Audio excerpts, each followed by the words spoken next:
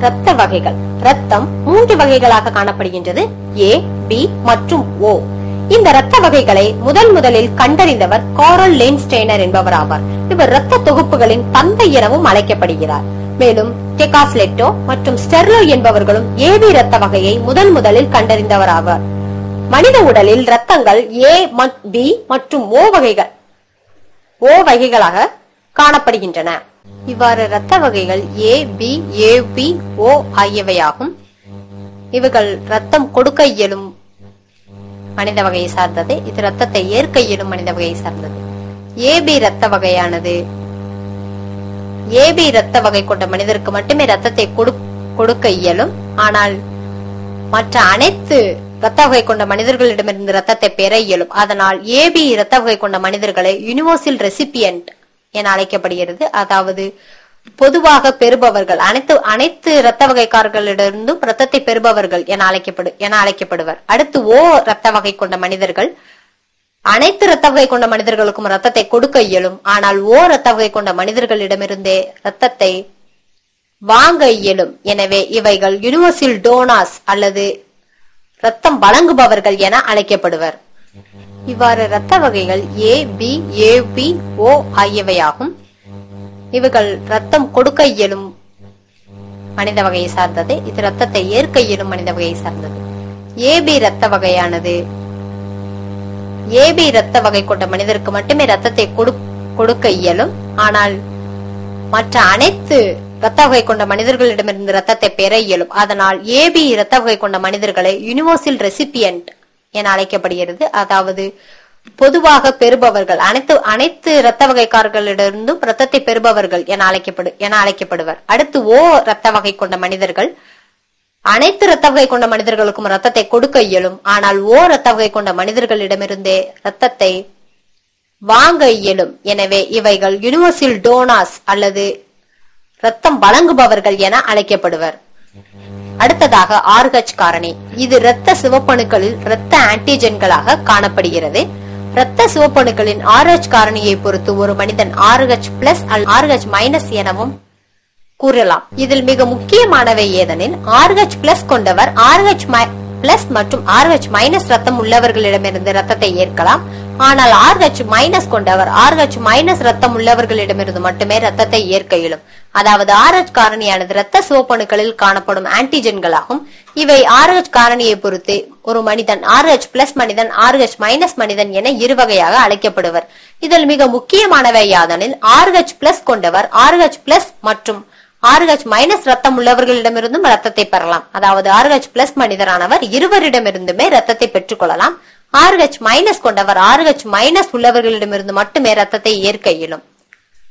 உலக அளவில் இந்த RH+ கொண்டவர்கள் 85%, RH- கொண்டவர்கள் 15% உள்ளனர். ரத்தம் மாற்றும் தொழில்நுட்பம் ஜேம்ஸ் பிளைன்டல் என்றவரால் முன்னேற்றம் அடைந்துள்ளது. இதுவே RH காரணியை பற்றிய சிறு குறிப்பாகும். நரம்பு மண்டலமானது பல நரம்புகளால் ஆனது மற்றும் மூளை, தண்டுவடம் ஆகியவற்றை கொண்டுள்ளது. இந்த நரம்பு மண்டலத்தில் மூளை ஒரு முக்கிய பங்கு வகிக்கின்றது. அவைகள் வலது இடது மூளையின் ஒருங்கிணைப்பு இதில் முக்கியமான ஒரு மிகப்பெரிய வேலையை செய்கிறது. அதாவது பெருமூளையின் இடது அரைக்கோள புறணியானது உடலின் வலது புறத்தில் உணர்வு வாங்கி உறுப்புகளுடன் இணைக்கப்பட்டுள்ளது. இவைகள் வலது புற பகுதியாகும், இவைகள் இடது புற பகுதியாகும். பெருமூளையின் இடது அரைக்கோள புறணி உடலின் வலப்புற தோலின் உணர்வு வாங்கி உறுப்புகளுடன் தொடர்பு கொண்டுள்ளது. இவைகள் தான் உணர்வு வாங்கி உறுப்புகளாகும். இவைகளுடன் தொடர்பு கொண்டுள்ளதால் இவைகளின் இயக்கத்தை கட்டுப்படுத்துவதை இவைகள் மிக முக்கிய பங்கு வகிக்கின்றன. மேலும் இடது பகுதியானது இந்த உணர்வு இயக்கங்களின் இந்த உறுப்புகளின் இயக்கத்தை கட்டுப்படுத்துவதில் மிக முக்கிய பங்கு வகிக்கின்றன. இவ்வாறாக இந்த அரைக்கோளங்களுடன் கண்களுடன் தொடர்பு கொண்டுள்ளன. இவைகள் கண்களுடன் தான் தொடர்பு கொண்டுள்ளன.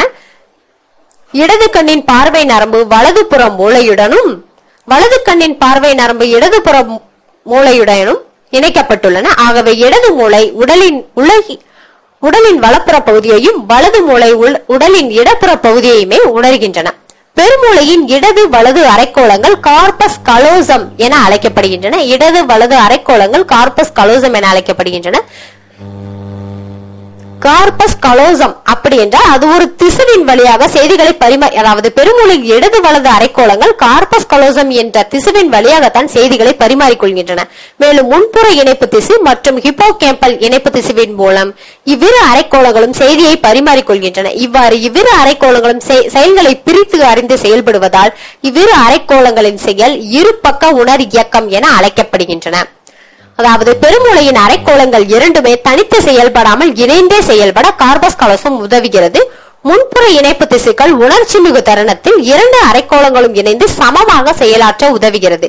கார்பஸ் கலோசம் திசுவில் ஏற்படும் சிதைவு பெருமூளையின் இரண்டு அரைக்கோளங்களுக்கு இடையேயான பரிமாற்ற தொடர்பை தடுக்கிறது. மேலும் இடது மூளை மொழி, எண்திறன், உள்ளுணர்வு, பேசும் மொழி, அறிவியல் திறன் மற்றும் வலது கை ஆகியவற்றை கட்டுப்படுத்துகிறது. வலது மூளை விழிப்புணர்வு, கற்பனை, பார்வை செயல், உணர்ச்சி மிகுதல், இசையறிவு, முப்பரிமாணம் மற்றும் இடது கை ஆகியவற்றை கட்டுப்படுத்துகிறது. இடது பக்க மூளை பகுத்தாய்வினையும் வலது பக்க மூளை படைப்பு திறனையும் கொண்டுள்ளது. நரம்பு மண்டலம். நரம்பு மண்டலத்தின் அலகு நியூரான் ஆகும். நரம்பு மண்டலமானது மனித உடலில் உள்ள அனைத்து செயல்களின் அல்லது வேலைகளையுமே கட்டுப்படுத்தும் அல்லது தூண்டுவிக்கும் தன்மையை கொண்டுள்ளதாகும். இந்த நரம்பு மண்டலத்தின் முக்கியமான உறுப்புகள் யாதலின் மூளை, தண்டுவடம் ஆகியவை ஆகும். புற நரம்பு மண்டலம், மைய நரம்பு மண்டலம் என இருவகைப்படுகிறது. இந்த புற நரம்பு மண்டலத்தில் மூளை, தண்டுவடம் ஆகியவை அடங்குகின்றன. இந்த மூளையில் பாராசிம்பாத்தட்டிக், சிம்பாத்தட்டிக் என்ற இரண்டு அமைப்புகள் காணப்படுகின்றன.